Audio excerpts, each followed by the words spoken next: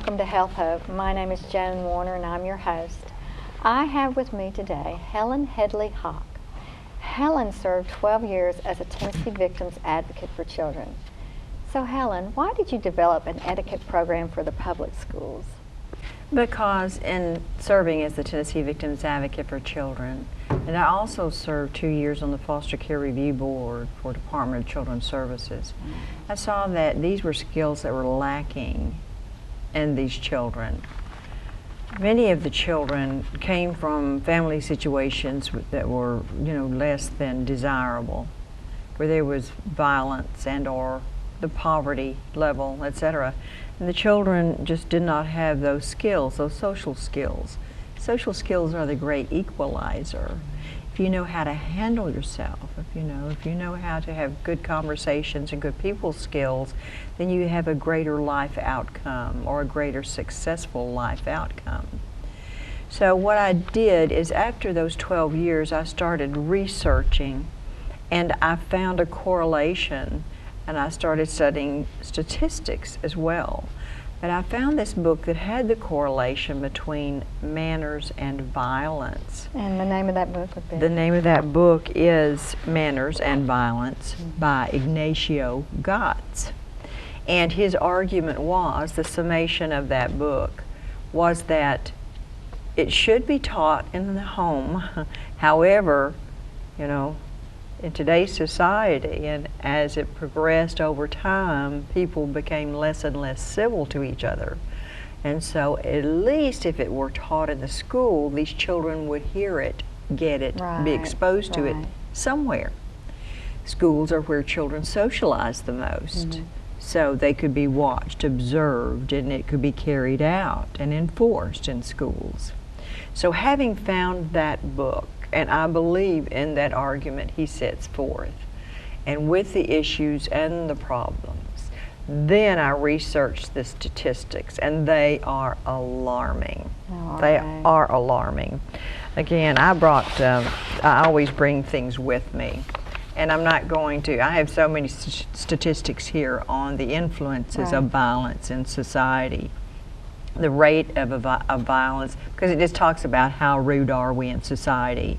And I believe anyone and everyone here in your viewing audience would agree with me that we have become so rude, especially in our TV world.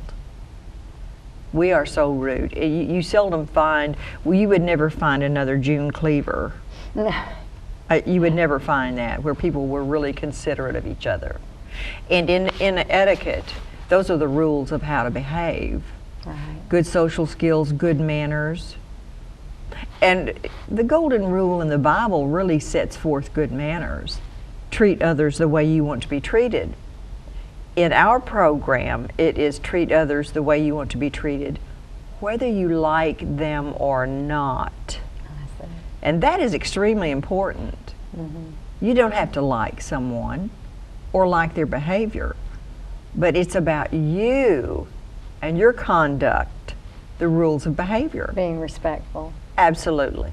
Being respectful, being kind, including other people, treating them the way you want to be treated, making them feel the way you want to be feeling. Right? Well, let's first discuss the dinner table and why that would be so important. It's extremely important because it's socializing. The majority of people socialize over food, right? People get together, want to have lunch, want to have dinner, right? They have parties, they have celebrations, weddings. We have potluck at our church and love it. We all socialize. Most things most socialization is food. It's around food. We all know that. We want to eat together. But having that social time with your families around food allows you to catch up, listen to each other, engage in the conversations, discuss issues that are very important to you, listen to each other, see how each other's day has gone. We teach that for our children in these classes, to respect their parents, ask their parents how their day went. Let the parents ask their children, check in with their children, see if they're having difficulties at school bullying is at an all-time high. Yeah, what kind of advice would you give to a child who's being bullied? Well, there are lots of strategies out there, and that's very frightening because children are becoming more and more violent. We all see and hear about that. But one of the major things is to understand a bully and why bullying happens. 99% of bullying individuals have been bullied, are being bullied, and they cannot retaliate on the bully because that person is either bigger, has more power, Right. is coming either from a family member or a friend, it's coming from someone, somewhere. They can do nothing about it. And so hurt people, so they take out that aggression on someone else. So oftentimes you can diffuse that. The individual, first of all, never needs to take a cowering stance. Right. They never need to do that. Mm-hmm. The best communication, as we teach always in etiquette, is to look someone in the eye. That is a very, very strong communication. And you want to look at that person and ask them, why did you say that to me? Why did you do that to me? To ask them to think, did someone do that to you? I'm sorry if someone has hurt you. I really would like to be friends. I want to be friends. I'm sorry if someone hurt you. Please don't hurt me in that way. It doesn't feel good. It hurts my feelings. So do you role play with these children? We do. We ask them to role play with each other. Yes, we do. It's a very hands-on. It's a very situational thing. It's true to life situations that they would find themselves in. But the main thing is we get that information from those children. We ask them to give us cases. We ask them to tell us what has happened to them. They're very forthcoming. They need help. Our children are crying out for help. Right. They need the help. So that's why at the dinner, that's why take the time for your children. Take the time and listen to your children. We teach that. We have Parent University. And we give those parent easy to use techniques to handle children who are acting out and ways to find out if your children are angry. Children are talking to us, and they're talking to us when they're angry, and if we aren't listening, they are really talking to us by violence coming into the schools and hurting the other students. We're having too much of this. That is a wake-up call. That's why we must pay attention. It's time for us to pay attention, not after the fact. We have got to become a society of prevention. We must. Well, we're going to take a quick break, and then we'll be back, and we'll discuss more about how to diffuse these situations. Okay, I'm happy to do that. Yes. Thank you so much for joining us, and we'll be right back. Thank you. Our free offer for today is Happiness for Life, a guide so that you too can experience His joy and guidance, and offers help in the calm assurance that God is in ultimate control and very, very much interested in your life. Log into our website at www.health-hope.org to request your free copy today. Welcome back to Health Hope. We have with us Helen Headley Hawks, and she's going to continue the discussion on bullying. Helen, how would you know if a child is getting ready to go ballistic and go into a going into a school and having a shootout? Well, first of all, there are warning signs, right, that a child is not healthy mentally or emotionally. And the sad part about that, first of all, let me just address that. Children who are withdrawn and will not engage in meaningful conversations with you, who wants to be so private and so alone and so aloof, one would typically call them loners and or loners with another friend, but do not want you into their world at all, will not allow you into their world. But now what we're going to talk about here, this is the crucial part. You must be a part of your child's life from infancy. These children don't become this way overnight. you should already know who this child's been associating with since birth. See, this is what's important. You know, we're studying this in our church now about children and discipleship of children. And the example, obviously, of Jesus up until the age of 12, and he studied at his mother's knee, and he was teaching in the synagogue. But we're supposed to be bringing our children up from a very early age. So we would know well before it got to that point. But you know, God forbid that it gets to that point, that we have been lacking as parents. And I know some viewers are going to take exception to what I'm saying and say, oh my goodness, she's blaming the parent.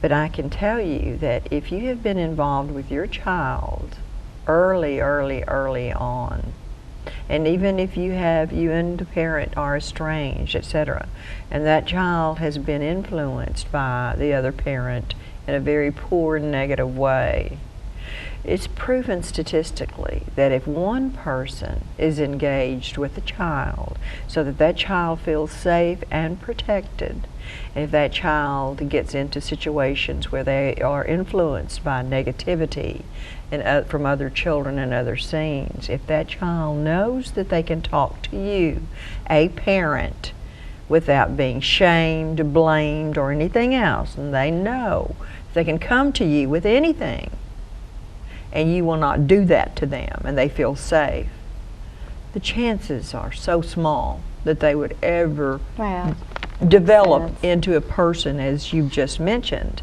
that's about to go off or commit such a problem, because you would have helped them handle and make those decisions along the way. Right.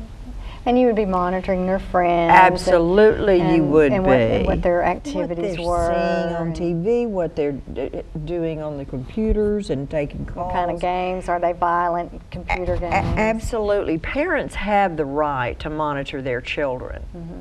In today's world, TV programs are demonstrating and or showing and helping raise our children to think that parents don't have the right to monitor what they're doing to keep them safe on the internet. Yeah. We hear horror stories about how young girls are lured into sex trafficking even on the internet.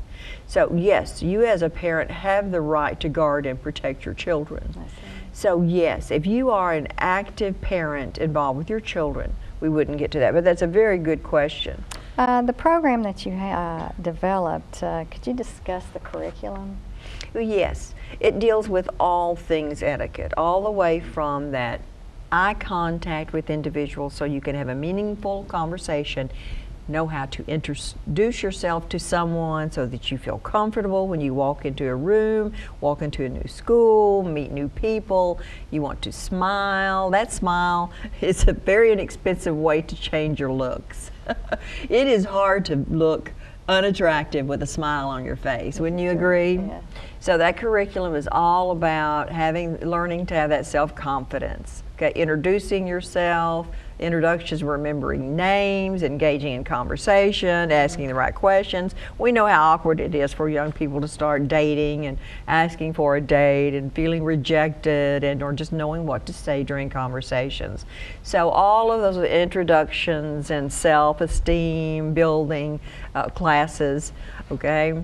And then we have the dining, how to engage with older people, how to talk to parents and negotiate in very common sense approaches for an allowance and or an increase in that allowance, and how to earn that trust so that you can learn to drive a car and or earn a car, get a job interviews, part-time jobs, so you can spend the money that you want, but all those responsible things. We teach them that about bank accounts.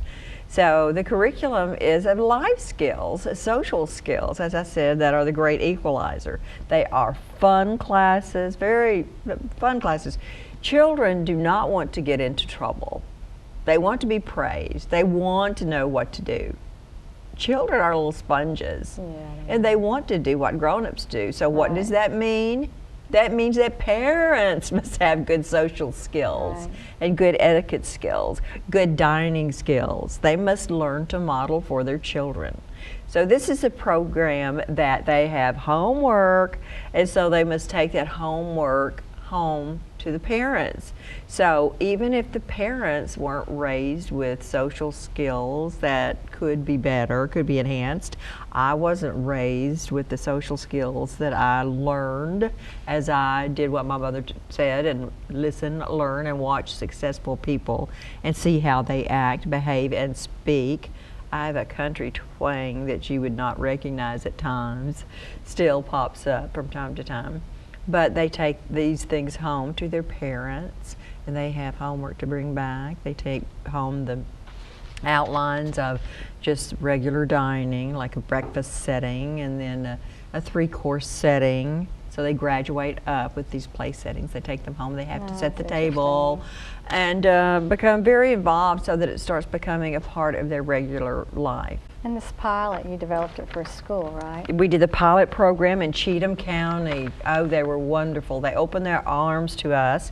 We put in all the pre-K and K, the kindergarten classes, and those children, oh, they were just beautiful. They behaved better than the grown-ups. They did. Yes, they loved it. They were so funny. They were introducing themselves to each other and introducing their mother, their parents to their teacher.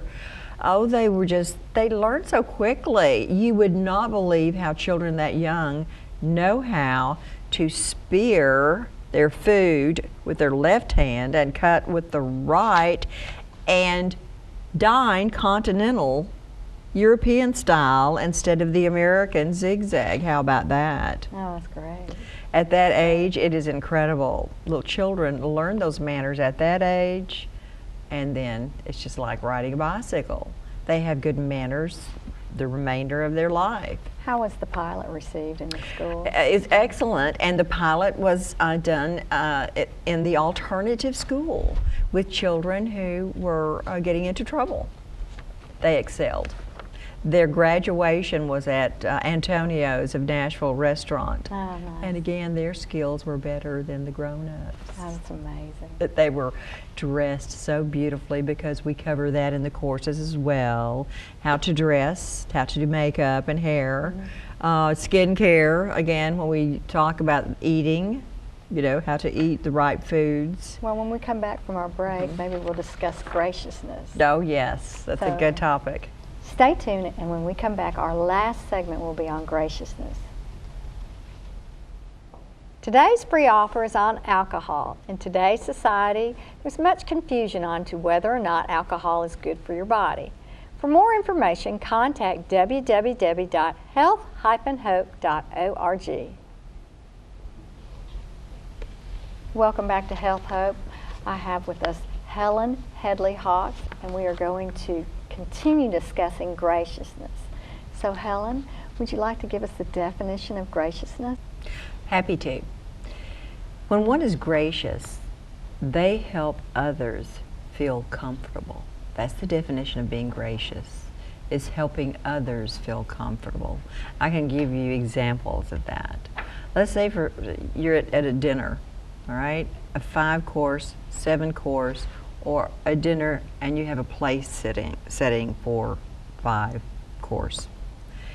And there's an individual there that isn't quite sure which bread plate is theirs, which glass is theirs. You could tell they're not sure which knife, fork, or spoon to pick up. It is always gracious of you to look at them, or and say, sometimes I'm not quite certain exactly which knife, fork, or spoon to pick up, but I'm just going to go ahead and try this one. That's good. Yes, because I remember before I knew which one to pick up, Miss Chatty Cathy here would start a conversation, maybe say, I love your brooch, or say a compliment, which is always a nice thing to do. And just kind of wait to see who picked up which knife or fork first, so I wouldn't feel embarrassed.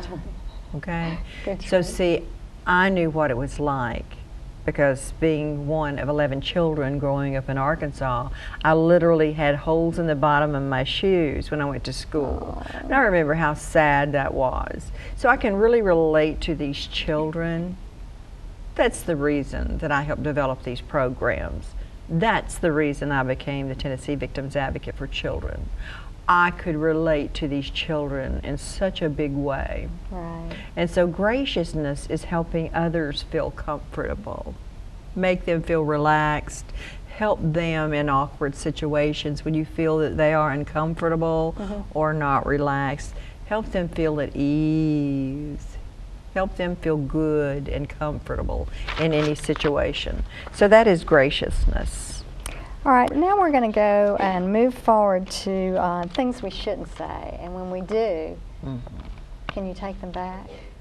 No, in our program, one of our philosophies, we have several sayings, but there's a saying that once the bell is rung, you can't unring it. That is like, once you say something mean and nasty and ugly and cruel, you can't take it back. The increase in suicides among young people keeps climbing and climbing and climbing. The Bible talks about the tongue and how cruel and how lethal it is and how horrible it is. The word can kill, the word can heal. It's the same thing with the hands. And so, as I mentioned, I can really relate to these children who are needing our help so desperately. And therefore, that just became my mission and my life's work, because I was a child of abuse, and I felt the ramifications of that. The Bible says that wine is a mocker and strong drink is raging. My father was a raging alcoholic, and there were 11 of us. And praise God, we had a mother that was wonderful. She found God. And so when I say that, I can relate to those children. And, you know, God is very specific about His love of children. And so they are precious. And once you start damaging a child, once you say bad words, you hurt their little souls and you hurt their little spirits. You can imagine how innocent they are. Right. And so once that bell is rung, you cannot unring it. You can say you're sorry, and it's always good, yes. I mean, the moment you do something like that, one of the first things you do want to do, and one of the best physical things that you can do, is get down on your knees with that child and look them in the eye and wrap them up and say you are so sorry for what you've done, and hold them and say, please forgive me, I'm so sorry. I said that before I thought. That's why we must always stop and think before I call it knee-jerking. You know, when someone says something very hurtful to you, what's the first thing you want to do? Strike back. You want to strike back immediately.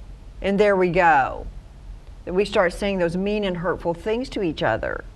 And then oftentimes when that happens, which is what happened in my case, we were little children hiding behind the sofa because our father would come in a drunken rage and start beating, physically assaulting our mother. And here you are, a little child, and your one source of love is being beaten. And so there's that fear. So here I was the Tennessee Victims Advocate for Children, because my little mind, I said, when I grow up, when I grow up, I can do something. I'm a little girl, I can't do anything now. But when I grow up, I can stop that from happening for other children. So I've successfully helped those children, and the legislators of this state have helped me pass laws. We passed the Bobby Lynn Wilkes law. But that once you do that, you cannot undo that. And the harm to children is something that we as a society must get together and declare war on that. We can't turn aside from that. But I hope I've answered that question you did, and for I'd you. like for you to answer another question. Yes. Tell our viewers about the Bobby Lynn Wilkes Law. What happened, the Bobby Lynn Wilkes Law stated that if a parent, in this case it was a mother of a little girl who was being abused, sexually abused, Bobby Lynn Wilkes Law now says that if a parent takes a child out of state to flee and save her from the sexual abuse, it cannot be held against her in a custody battle. Yes. That's a great law. That's a Yes, great law. to save a child. Okay? And so God blessed me with the money to hire the attorneys. I was forced to get this child because the judge in the case was allowing her cousin to represent the perpetrator in her court, which was a conflict of interest. It should never have happened. However, that was the case. So the mother and I went on the Lisa Gibbons show. And the great people of the state, the great people of this United States called, all of the legislators called Governor Sunquist and called to this judge's office. And God blessed me with the money to pay 2 female attorneys, and we got the child back. Wow. There's an unfortunate ending to this, and I'm not sure if this judge knows this or not, but the young girl ended up committing suicide because the damage was done. It was too severe. So see how Tragic. responsible we are? Do you see how once the bell is rung, you cannot unring it? You can't unring it. No, you can't. And so we move forward. And we must move forward, Move yes, but we forward. must learn the lesson that we must become involved. When we know of things that are happening, we must step forward. We must give voice to it. And it is everyone's duty. It's everyone's duty to participate. Only one person cannot do it. We must all join forces. Well, maybe you can come back on the show and help you. us join forces with our viewers. Thank you Thank so much you. for being on our show. Thank you for having me. Thank you for taking time out of your day to view us on HealthHope, and we hope that you come back. If you want any more information about any of the topics we discussed today, go to www.health-hope.org, www.health-hope.org. Thank you. See you next time. Our free offer for today is After the Storm, a look at where do we turn for help and hope, who is to blame, where do we go from here, and how can we be ready? Log in to our website at www.health-hope.org to request your free copy today.